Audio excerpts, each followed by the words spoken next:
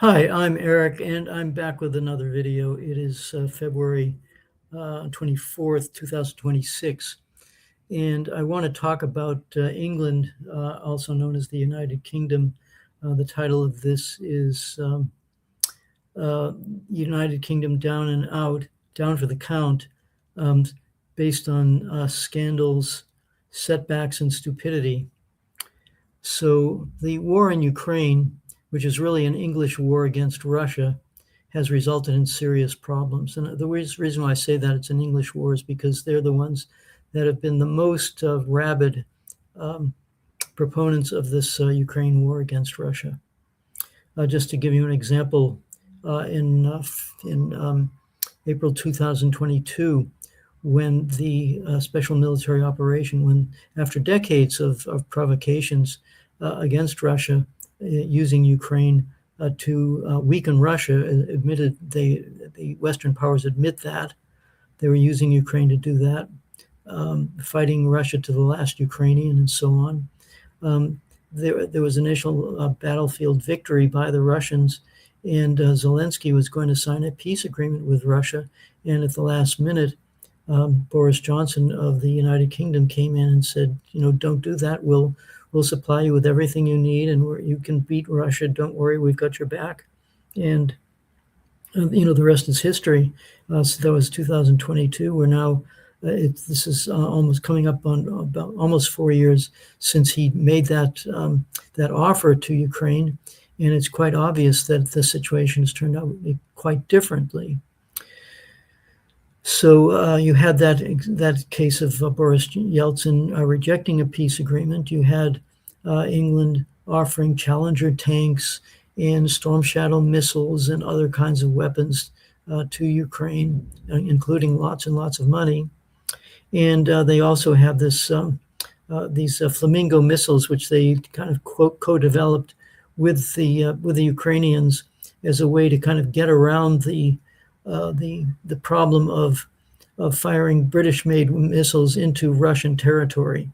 So if England is sending missiles into, they're basically, it's a British project here, sending missiles into Russia. And do you think Russia is going to put up with that and not cause some retaliation against Britain? So the British said, okay, so what we'll do is we'll create this new missile. We'll call it a homegrown Ukrainian missile, and that way it won't be considered a British project, even though it was built with British support, and I'm sure with technical help, they're using it to attack Russia.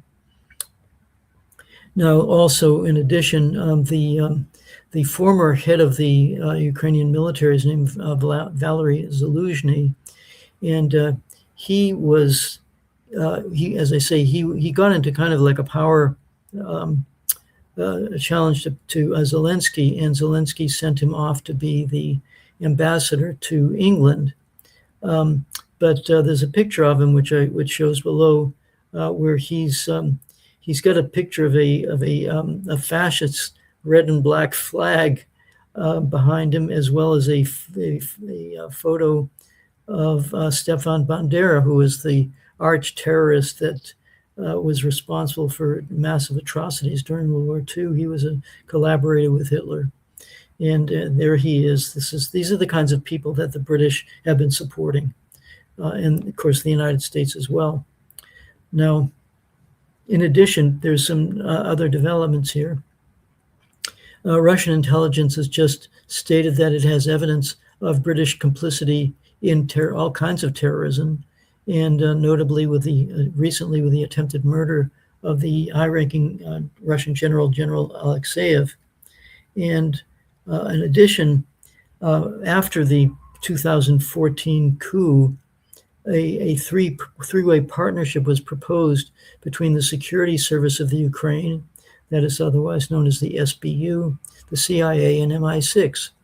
This partnership aimed to restructure Ukrainian intelligence to face Russian influence, according to their reports. And I just saw a video with a former SBU agent who basically escaped to Russia in 2018 because he was witness to atrocities and torture and intimidation and basically gangsterism as the Western intelligence agencies changed what had been an organization that was dedicated to going after organized crime and things of that nature into just a purely anti-Russia, both ideologically as well as practically, organization. I have here in later after 2014, MI6 chief Richard Moore publicly stated that the UK's intelligence services, including MI6, are involved in covert operations supporting Ukraine against Russian aggression. And he notes that from late 2024. So this is not a civil war between Ukraine and Russia. The British are deeply involved in this war against Russia. And in terms of historical context, reports have highlighted the MI6 has a long history of interest in Ukraine, but also that previous efforts, such as during the Cold War, were compromised by double agents like Kim Philby. So the British have had their claws into Ukraine for a long, long time. And plus the Defense Secretary of England, named John Healey, proposes to send troops to Ukraine, which would make it clearly a co-belligerent. Now, this is interesting because he says we're sending them in as peace, basically to keep the peace in non-combat roles following a peace agreement. But Russia has specifically said, we will not tolerate a peace agreement which allows for British troops to be in the Ukraine. So he's just, what is he smoking here? It's just, it's absurd. Not to mention the fact that England is in no position to challenge Russia. It has an army of about 40,000 operable troops. It's a total of 70,000, but not all of them are combat ready.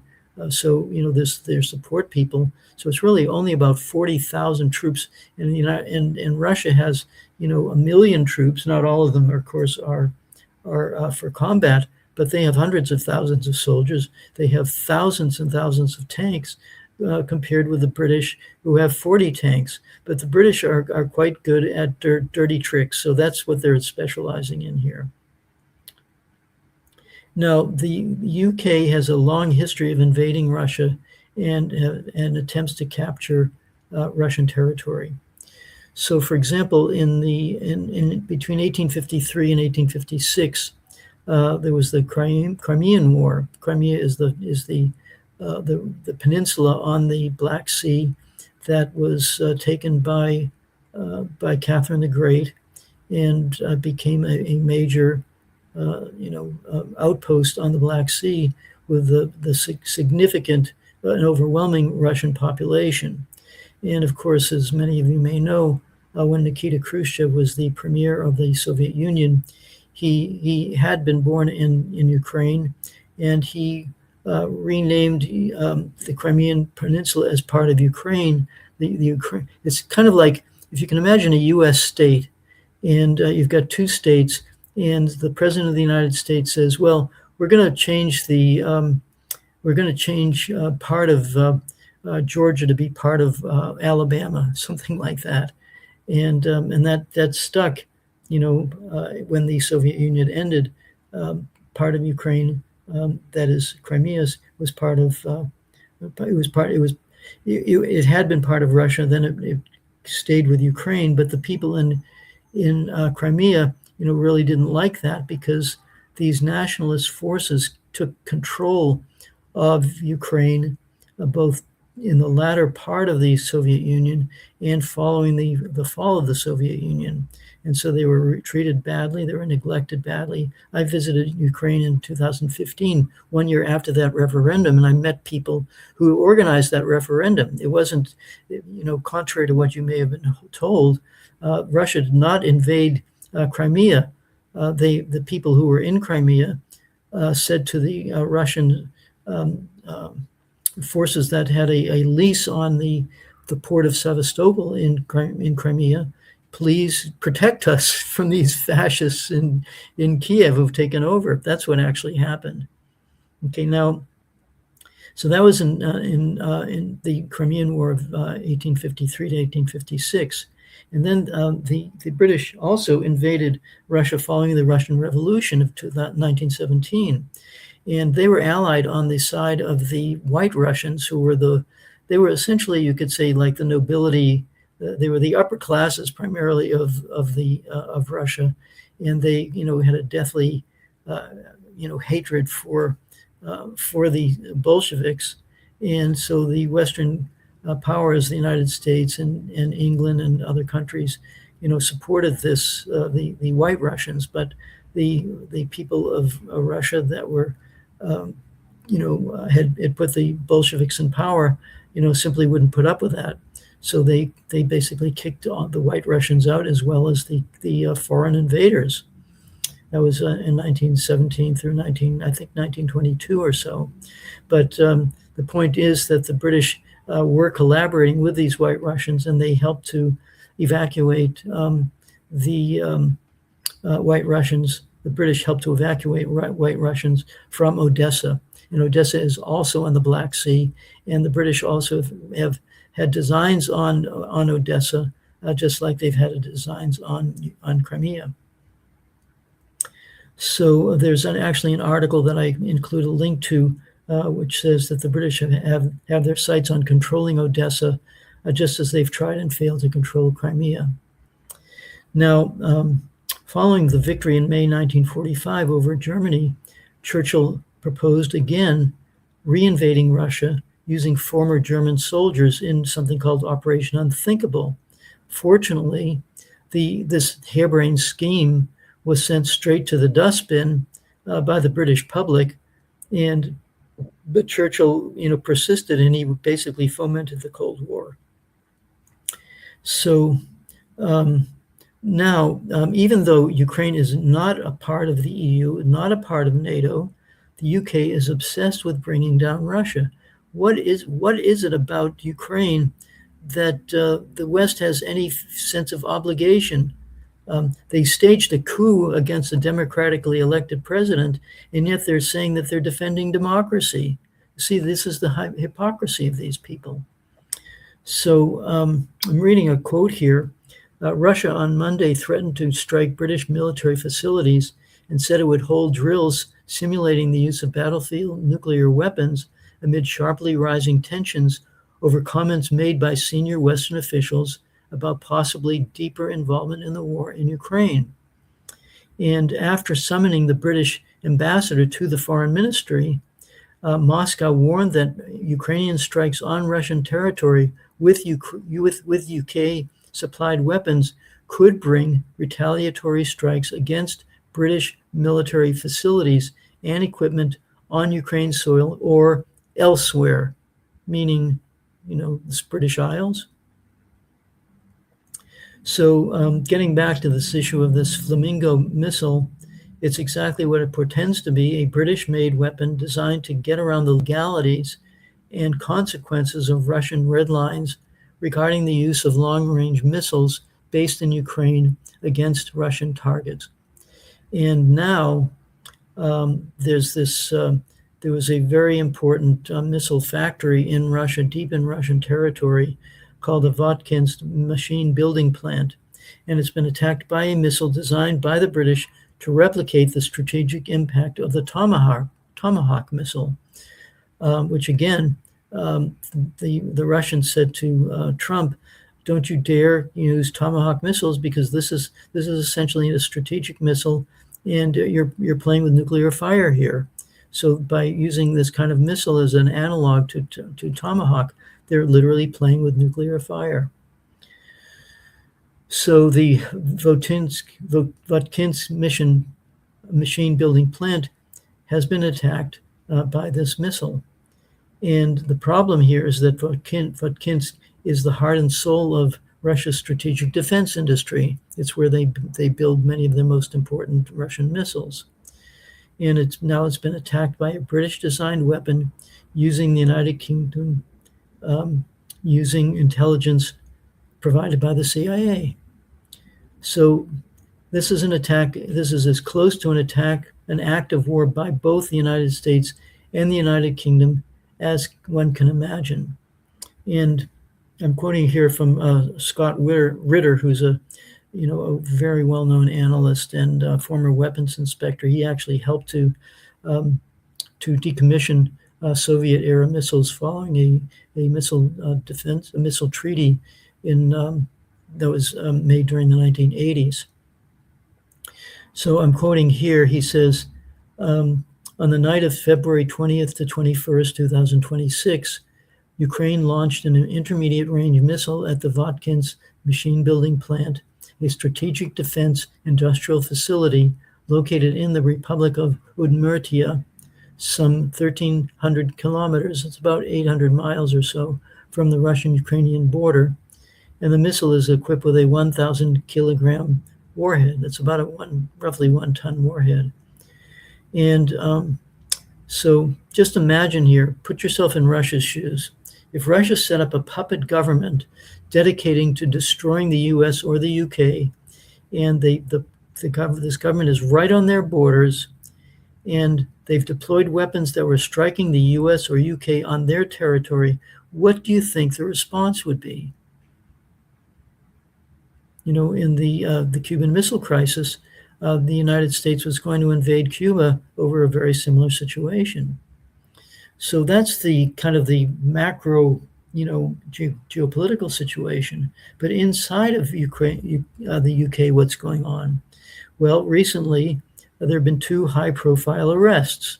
One is the former Prince Andrew. Now he's Andrew. I think Andrew from Mountbatten or something.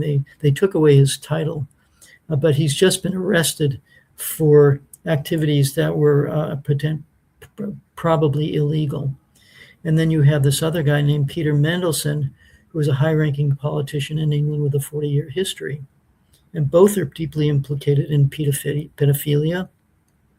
So my question is, are they aberrations, or are they features of the British elite class, aka the Epstein class?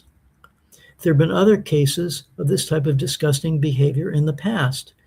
For example, there was a guy named Jimmy Savile. There was a big scandal about him. He was a prominent media figure, and yet he apparently molested, maybe dozens or more of kids. And there was another case where David Cameron was involved in some kind of sexual activity with a pig's head. So these people, they get into these extremely perverted activities, and it's a kind of like I guess you could say it's an initiation into some kind of criminal, perverse cabal that they managed to rule the whole society with. Now, talking about King Charles, he was the heir to the throne following Queen Elizabeth, and Queen Elizabeth had a pretty good reputation, even during her reign there were problems with Princess Diana's mysterious death and Charles, playing around with another woman, and he ends up marrying her and divorcing Diana, and Diana dies in a mysterious auto accident. So there's all kinds of weird things going on in the British royalty. So what this has resulted in is that, according to recent polls, British teenagers and 20-year-olds have informed pollsters that a sizable majority of them don't believe the crown does any good, and it's time that their little island finally become a republic, proving that sometimes maturity has little to do with age. King Charles, is the head of a pedestrian, dysfunctional family that seethes with petty grievances, jealousy, and contempt. So my conclusion is that jolly old England, otherwise known as the United Kingdom of Great Britain and Northern Ireland, otherwise known as Great Britain, otherwise known as perfidious Albion, to its past imperial glory, it is clinging to an irretrievable past. Its society is imploding. with money that should be going towards social services instead of going towards a pernicious and futile attempt to take down its centuries-long rival Russia, and instead going towards its proxy fall guy in Ukraine. So now, never having learned their lesson, they're repeating the same stupid mistake they made with Russia nearly 172 years ago. And I'm quoting here, the British soldier will do his duty even to certain death and is not paralyzed by the feeling that he is the victim of some hideous blunder. So this is a poem that was written by Alfred Tennyson, very famous poet of the during the British Empire. And here's a couple of the verses from it. Half a league, half a league, half a league onward, all in the valley of death rode the 600. Forward the light brigade, charge for the guns, he said. Into the valley of death rode the 600. Forward the light brigade. Was there a man dismayed? Not though the soldiers knew someone had blundered. There is not to make reply. There is not to reason why. There is but to do or die. Into the valley of death rode the 600. So I would contend that the British are in a very similar, the British elites are in a very similar psychological state to what they were like during the Crimean War, where they're literally setting their country up for a serious defeat at the hands of Russia, just as the so-called Life Brigade fell into during the Crimean War. So that's what I got to say here, and I hope you'll support my channel by giving me a like or making a comment, sharing it with people. You can also visit my store, and you can get one of my information billboard T-shirts. So this says, the beginning of wisdom is to call things by their true names. This is a quote from Confucius, but I think it holds true universally. The reason why Britain is called perfidious Albion is because they're liars. They lie about everything. And Confucius is saying, don't lie, tell the truth. So there you go. So you can subscribe to my channel or send a donation by PayPal or whatever. I appreciate any way that you can help. So thanks again for listening, and I will talk with you soon.